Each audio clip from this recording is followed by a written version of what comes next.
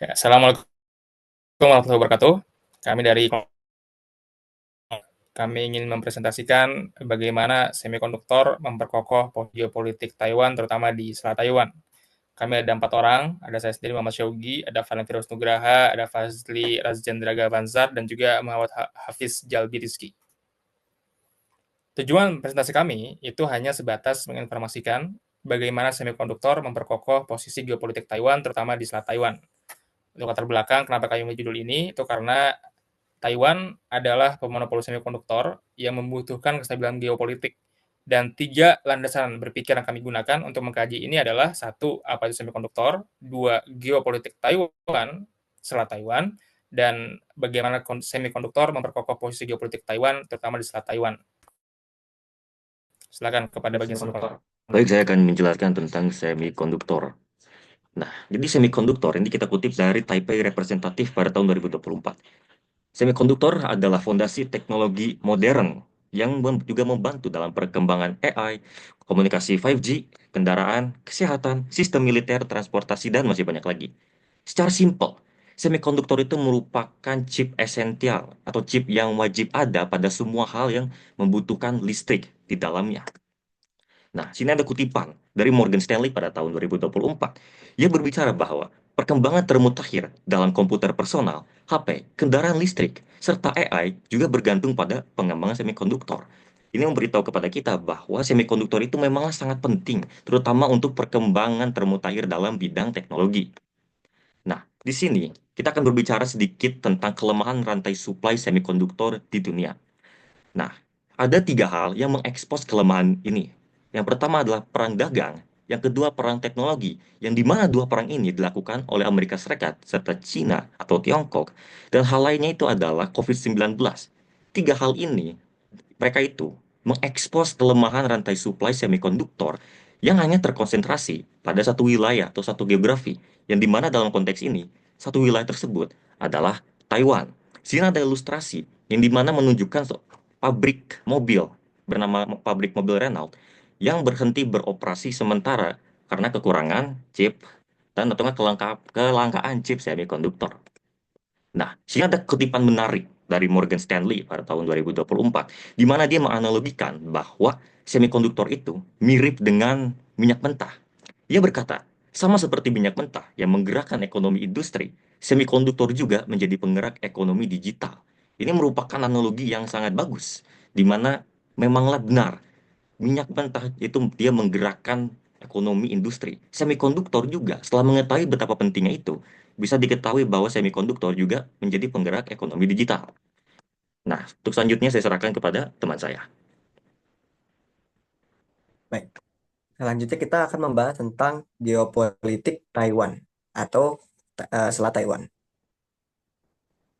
Nah, pertama kita perlu mengetahui dulu apa itu geopolitik. Nah, geopolitik itu digunakan untuk memahami kebijakan luar negeri suatu negara berdasarkan lokasi geografis dan sumber dayanya. Nah, sekarang kita akan mencari tahu mengenai geopolitik mengenai Taiwan. Nah, pertama kita perlu mengetahui tentang geografi Taiwan. Nah, Taiwan itu berada 160 kilometer dari Tiongkok dan merupakan bagian dari rantai pulau pertama. Nah, terdapat titik krisis yang terletak pada Selat Taiwan di mana sering ada konflik atau krisis antara Taiwan dan Tiongkok. Kita akan membahas tentang rantai pulau pertama. Nah, apa itu rantai pulau pertama? Rantai pulau pertama merupakan bagian dari strategi Amerika Serikat untuk mengurung ambisi maritim Tiongkok. Nah, jadi kita perlu tahu di sini Tiongkok memerlukan kuasa di rantai pulau pertama dan menjadikan Taiwan sebagai eh, titik pusatnya. Nah, jadi kuasa di sini dapat diartikan sebagai dominasi di Asia. Nah, titik masalahnya yaitu ketika Tiongkok mempunyai kontrol terhadap rantai pulau pertama, Tiongkok akan bisa mengontrol rute pengiriman kapal yang besar dan memperkokohkan dirinya sebagai kekuatan global yang dominan.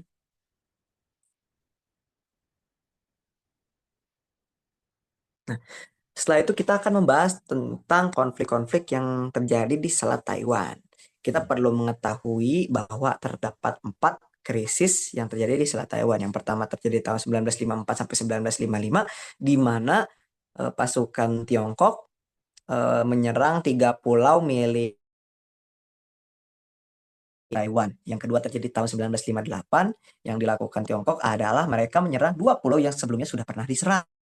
Nah, yang ketiga itu terjadi tahun 1995 sampai 96, terjadi ketika Amerika memberikan Presiden Taiwan pada saat itu visa turis dan menyebabkan Tiongkok merespon dengan cara melakukan latihan maritim besar-besaran. Yang keempat terjadi tahun 2022 sampai 2023, terjadi ketika Ketua DPR Amerika mengunjungi Taiwan dan melakukan diplomasi, dan ketika 2023 terjadi ketika Presiden Taiwan pada saat itu melakukan kunjungan ke California, Amerika. Nah, dalam 2 kesempatan ini Tiongkok melakukan respon dengan cara melakukan latihan militer besar-besaran di dekat daerah Selat Taiwan. Selain itu, untuk mengetahui geopolitik suatu negara, kita perlu mengetahui tentang sumber daya kritisnya. Nah, di sini Taiwan membuat 65% semikonduktor dunia dan kurang lebih 90% chip komputer tercanggih dunia. Seperti yang sudah dikatakan sebelumnya, bahwa semikonduktor merupakan minyak abad ke-21 yang membuatnya menjadi suatu sumber daya yang semua orang ingin miliki gitu kan, dan Taiwan merupakan salah satu negara yang bisa memproduksi semikonduktor alias supplier semikonduktor kepada dunia. Itu merupakan suatu keuntungan bagi Taiwan. Selain itu begini, kebijakan luar negeri Taiwan berlandaskan bahwa Taiwan tidak akan menyerah juga memprovokasi dan akan tetap mempertahankan status quo daripada Selat Taiwan. Nah, kita sudah melihat ya tentang aspek geopolitiknya, yaitu tentang geografi dan sumber dayanya kita sudah melihat gitu kan. Dan di sini status quo itu diartikan sebagai bahwa satu, bahwa Taiwan itu tidak akan bergabung dengan Tiongkok, dan yang kedua adalah bahwa Taiwan tidak akan merdeka. Itu disebut dengan status quo dan Taiwan tidak ingin mengubahnya.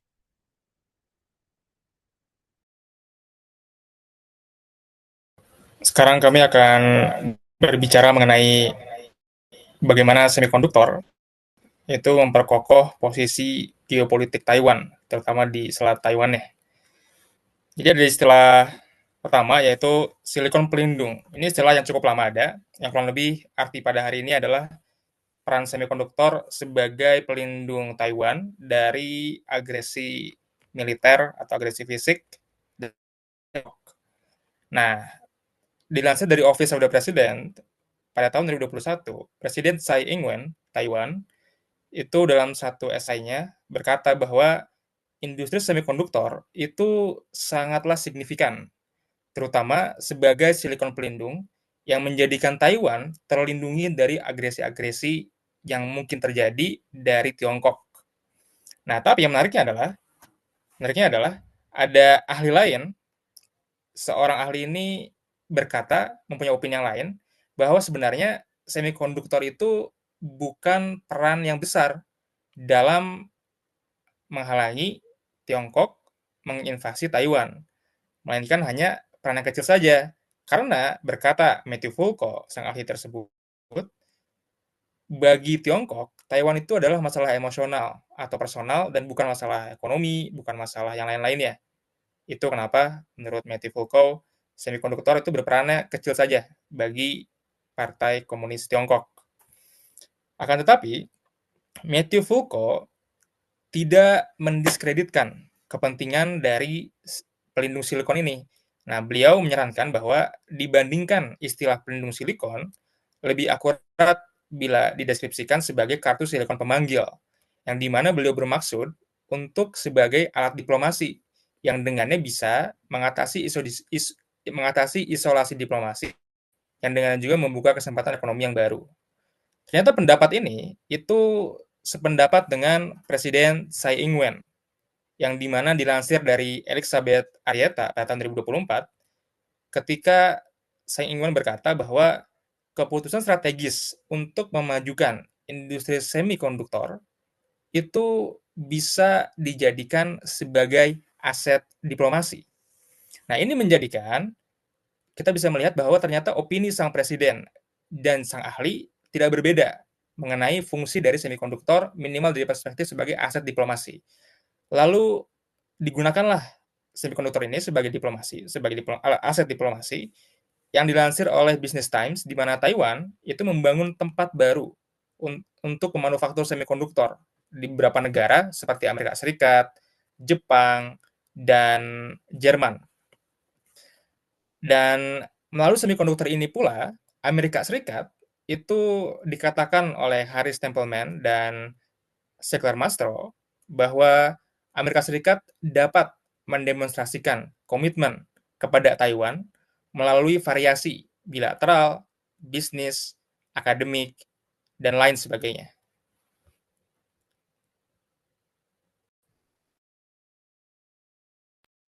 Dampak posisi geopolitik Taiwan terhadap Indonesia.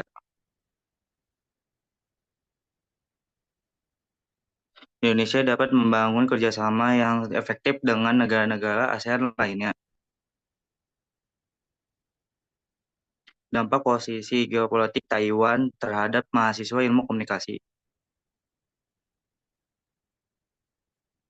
Mahasiswa bisa belajar dari cara Taiwan berdiplomasi dengan mengetahui keunggulan dirinya, dan juga mahasiswa tidak naif dalam menilai kompleksitas geopolitik. Nah, ini untuk ke depannya, kita melihat dari dua sisi.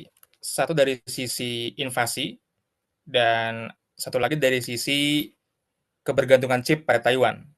Dari perspektif invasi, berkata Mayor Kyle Amundsen dan Kapten Dan Egley, di periode pertama, di periode ketiga kepemimpinan Xi Jinping, yakni dari 2022 sampai 2026, dikatakan bahwa Tiongkok akan menggunakan diplomasi damai dalam upayanya untuk menganeksasi Taiwan. Tapi, berkata beliau, bahwa di periode keempat Xi Jinping, itu adalah periode jendela kesempatan, di mana Presiden Xi Jinping bisa atau akan menggunakan agresi fisik ataupun militer untuk menganeksasi Taiwan. Hal yang kedua, mengenai kebergantungan chip, terlepas dari Taiwan sudah akan membuat atau sedang membuat manufaktur di Amerika Serikat, berkata Business Insider, Amerika Serikat terlepas itu tetap akan bergantung pada chip dari Taiwan untuk waktu yang lama. Kesimpulan dari materi ini ialah semikonduktor adalah minyak di abad ini. Dia adalah penggerak peradaban digital sebagaimana minyak menggerak abad revolusi industri. Keadaan geopolitik Taiwan menjadi berulang krisis Selat Taiwan, dan Taiwan sebagai aset penting dalam skema rantai pulau pertama. Taiwan mempergunakan keunggulan dalam manufaktur semikonduktor terbesar dan terbaik sebagai aset diplomasi. Diplomasi Taiwan untuk membangun manufaktur semikonduktor di beberapa negara memperkokoh kestabilan geopolitik di Selat Taiwan, karena para mitra tidak ingin kerjasama manufaktur semikonduktor terganggu. Sebagai penutup, kelompok kami ingin kembali menekankan bahwa berdasarkan apa yang telah dikatakan materi tadi, semikonduktor yang digadang-gadang sebagai penggerak ekosistem digital hari ini dan dimonopoli manufakturnya oleh Taiwan telah memperkokoh posisi geopolitik Taiwan, terutama di Selat Taiwan. Terima kasih.